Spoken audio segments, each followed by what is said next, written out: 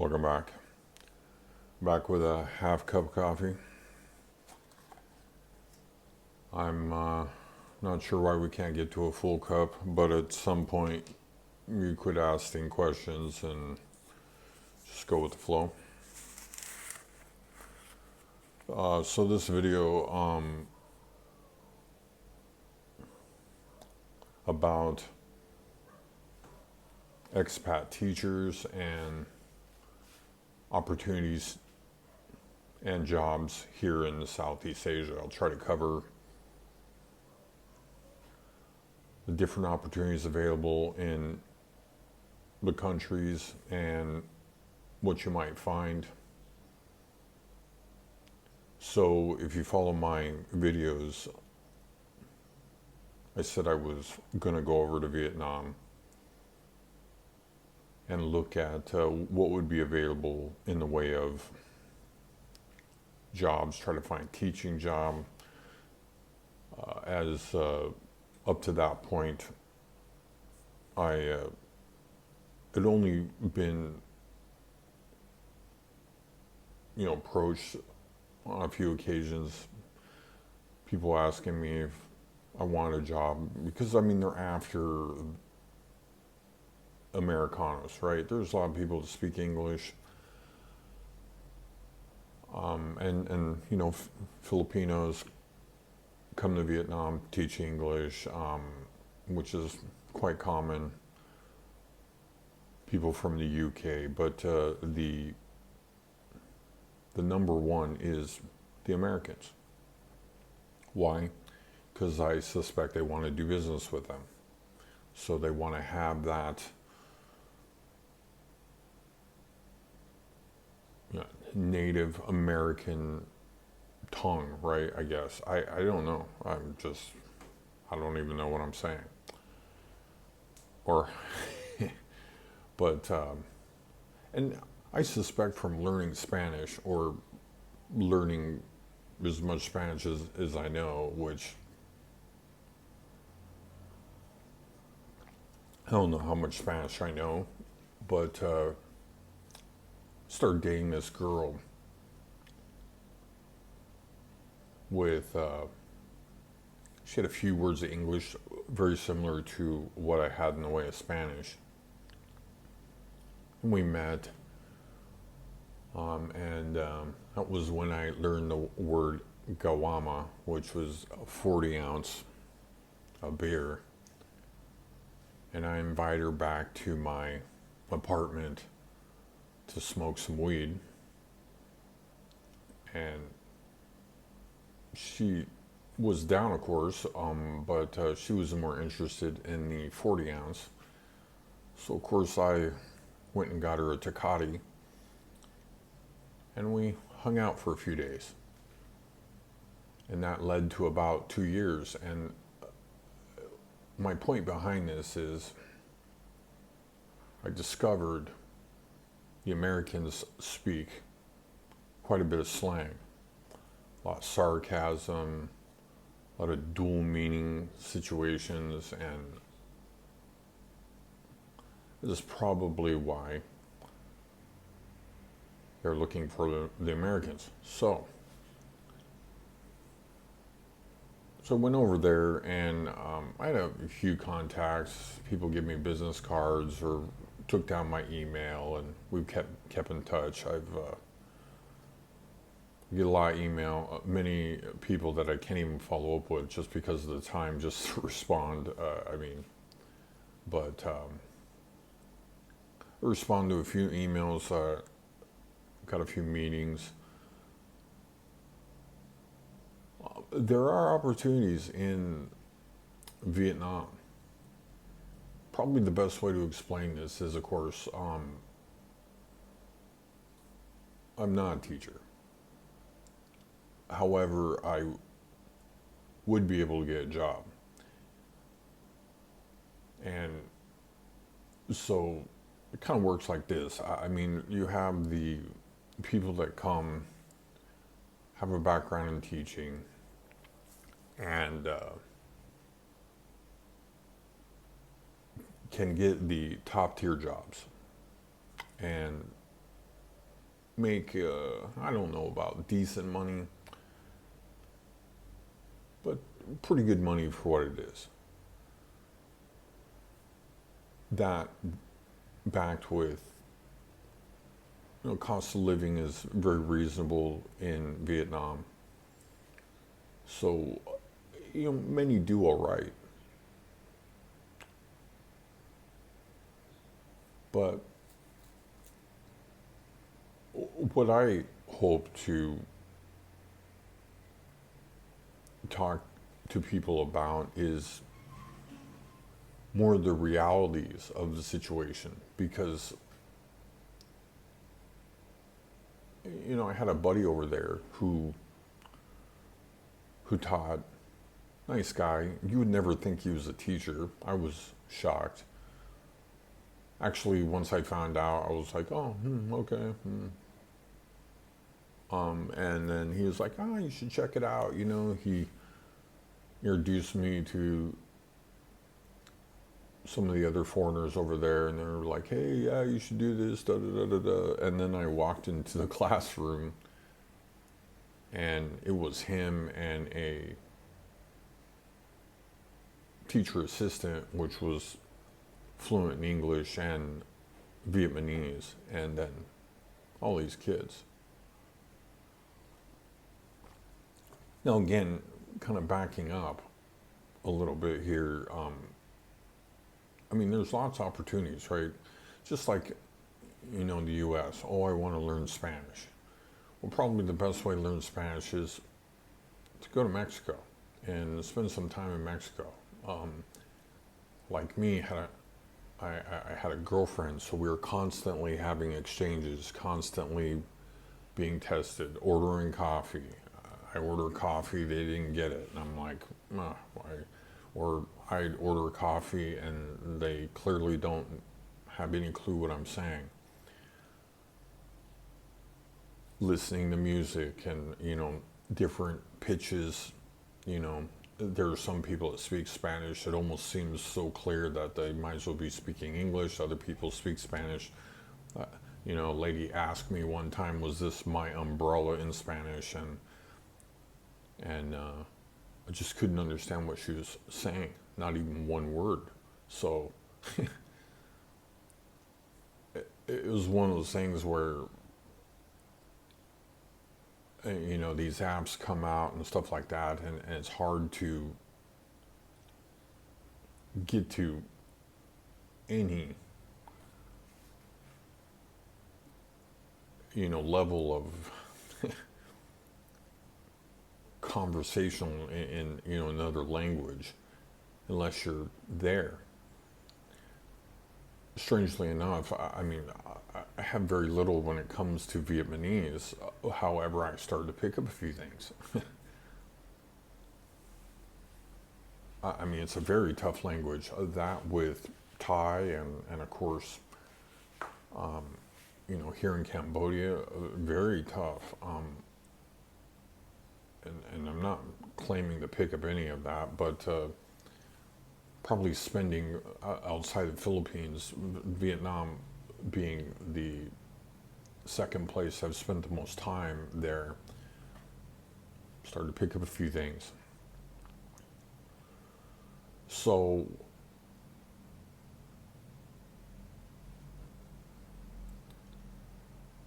like I said, I took a couple meetings. The problems were basically this. I probably could get a job. So like I said, the top tier jobs would be reserved probably for the people with one, teaching background, college, stuff like that. And then, of course, you need somebody for the second tier, right? The less than desirable jobs. Adults, people that, of course, don't have the budget to go to these schools, and of course, they end up in these paying for these classes where they need Americans to fill. Now, the top tier classes, from my understanding, are about $20 to $25 an hour, with a couple hours off midday, and then you return the afternoon for more classes. Them being more in a traditional school, the other, the next tier would be, groups of people that paid these schools. I mean, much like the U.S. I mean, they, welding school or whatever, they have these services that put together these classes for people that, you're not ready to pay, but want to make, want to do their best to try to learn English, right? Very similar, like, hairstylist classes in the United States, hairstylist classes, hygienist classes, medical billers. I mean, all of these, schools that are just kind of non-accredited, right? Something along that line. So yeah, that's probably what I would end up with. Now, that was the pay rate for that, just, and the time, wasn't enough for me to be able to go, okay, I'm going to do this. I'm going to commit to doing this, because that's likely what I would have had to do, right? I mean, and then there's the other issue, right, the visa, right? So there's some interesting things there, right? Because you'll be working in the country, so you need the right visas and work visa. You're in a communist country, and it didn't appear, and of course, didn't follow through with it. I want to make clear that maybe there was going to be more of a gray area. Let's see how you work out before we commit to, getting work visas and stuff like that. Because, I mean, there's always, people want to come and do this, right? I've been over here at this point. It's less than 2 weeks here until I've been here a year. And, of course, I returned last year to renew my passport for about 5 months, and last time I was here 11 months, not here, but in the Philippines. And I've spent long periods here in Southeast Asia, and you think to yourself, oh, it'd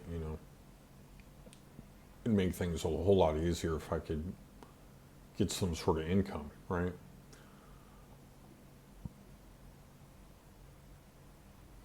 So in Vietnam, I did find out that there are a lot of opportunities. Notably, they're opening a huge airport, and they're hiring for that. I think that's a little more in the future. Maybe 6 months, a year down the road, for good salaries, but again, and there are opportunities available. But there is a key here, a very important key, because the people over there in the U.S. Trying to find jobs and line up something is very difficult, because frankly, everybody's like, oh, I'm going to come 1 month, 6 months, I'm making plans, and then of course plans change. So one of the big keys are to this situation and finding jobs and is showing up. Huge part of this is just showing up. One of the things, I believe there's an ant crawling on my glasses. We'll let them live. At one point, I was offered a good job in China, maybe for close to $100 an hour to teach English. And they gave me all the paperwork. I went over the Chinese consulate there in Ho Chi Minh, met with a ginormous line, and then all of this, they got these fixers outside of immigrations all over Asia, a lot of them in the Philippines, for overstays and just a wide range of things that people deal with in immigration. And they were running some sort of makeshift scam through the, lining people up, putting people in line, all this thing. So I got fed up and just went to the front of the line. There's cops along there. And there was a little bit of finger pointing and this and that. And just pointed at the cop or whatever and just walked right in and was able to get in. But I almost moved on that. They gave me a ticket over there. Was able to check it out, and like I said, it was paying a lot of money. Again, this was one of those gray market situations. It was unclear as to, or they weren't clear, if they were going to handle the immigration situation, leaving me exposed to possibly, who knows what. I mean, you work without the proper immigration in the United States, you're going to hopefully find yourself deported, and quickly. Otherwise, you could be in jail, or I can only imagine what might happen in Vietnam. So that leads to, what would I do? So I would probably make Facebook ads and have maybe private classes, maybe work with 3 to 5 people, maybe in person, maybe online, which again, there are these type of opportunities available online as well.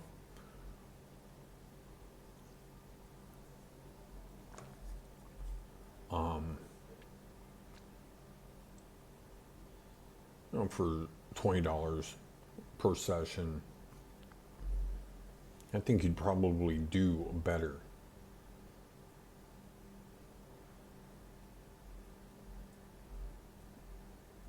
Maybe even $15 a session, $10 a session, depending on, I just, I felt like, it's like, what do I have to offer? I mean,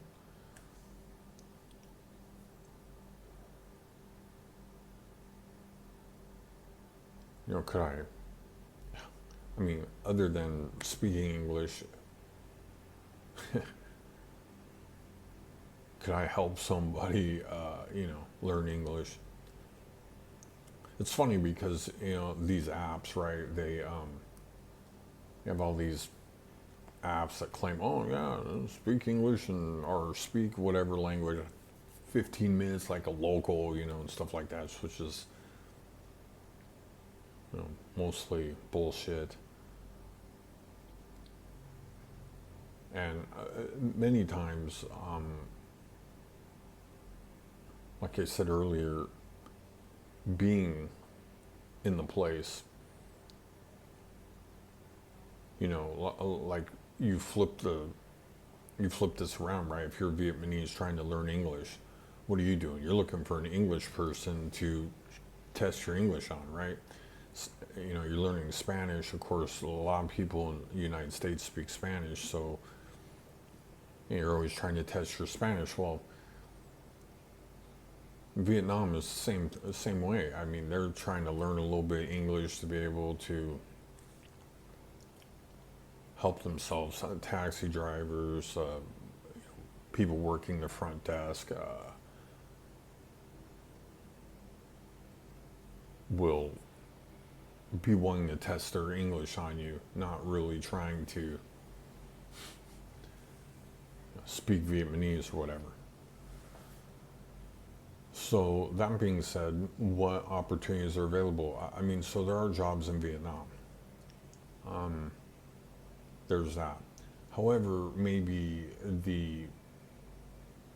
probably the place that I feel like there's the most opportunity is in Phnom Penh.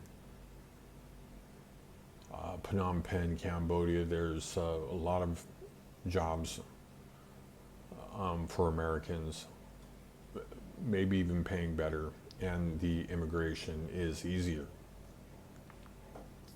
Cambodia trying to attract businesses, giving year visas, doing the most. I mean, there probably is two countries that are doing the most in this regard.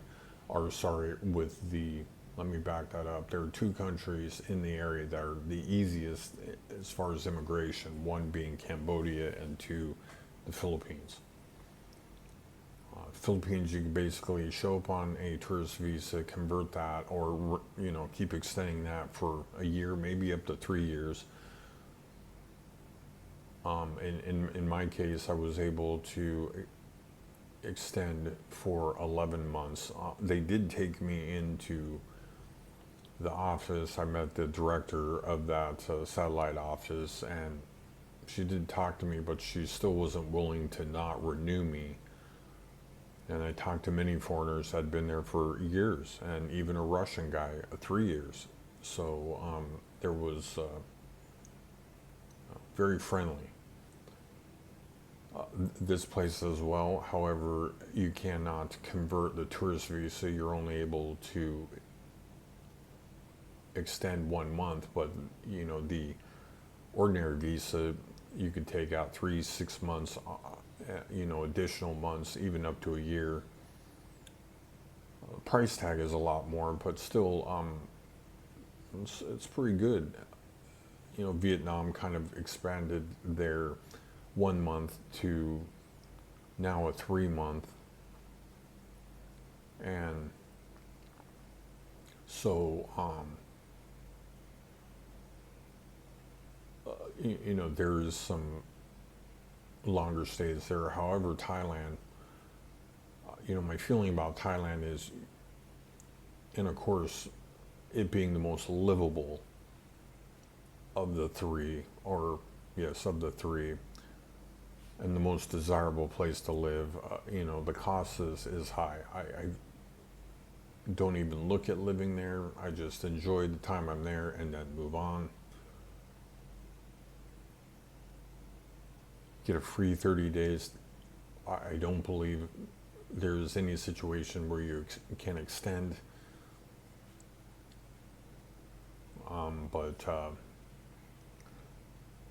the job opportunities there, the opportunities there for English-speaking jobs, of course, is just the top tier. There are some other opportunities, but again, a lot of competition for these jobs. The opportunities that exist in Thailand would be, in my mind, the drop shipping and products that you could take pictures of, make relationships with the suppliers, and then the routes, the shipping, is fairly reliable. So I feel like that's where most of your opportunities are in Thailand. Philippines, there are job opportunities. They're mostly just in call centers. Why? Because again, they're looking to, you know, speak English or improve their English. I'm sure many of you have taken support calls, and clearly they're from the Philippines. They speak English, they're taught English, but still not as fluent, or there needs to be training on how to communicate with Westerners. But it's a long vlog. I think I'll finish up my coffee and maybe do a follow-up video to this one. If you've come this far, thanks again for watching. I'll catch you on the next video.